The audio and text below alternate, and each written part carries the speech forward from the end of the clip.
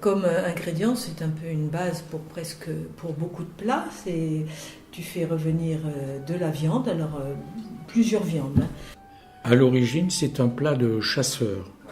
Les gens allaient à la chasse et ramenaient donc du perdreau, du lièvre.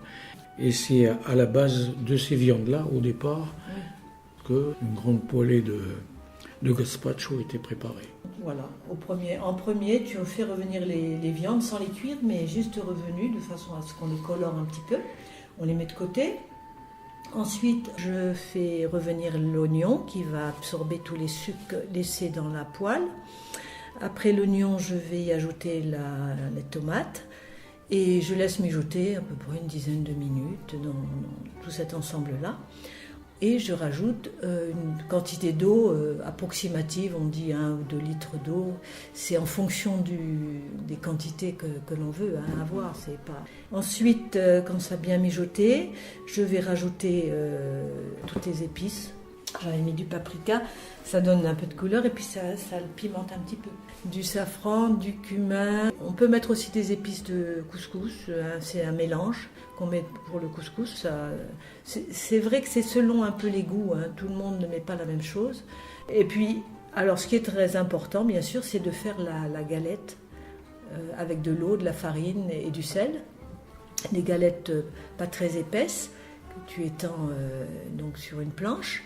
Tu les fais cuire et ensuite tu les découpes, tu les déchires à la main pour en faire des petits morceaux. Et c'est cette partie-là qui va être mise dans le bouillon avec le reste de viande pour donner justement la consistance des fameux gazpacho. Parce que c'est la pâte qui fait l'ensemble. Et puis tu sers bien chaud. Voilà.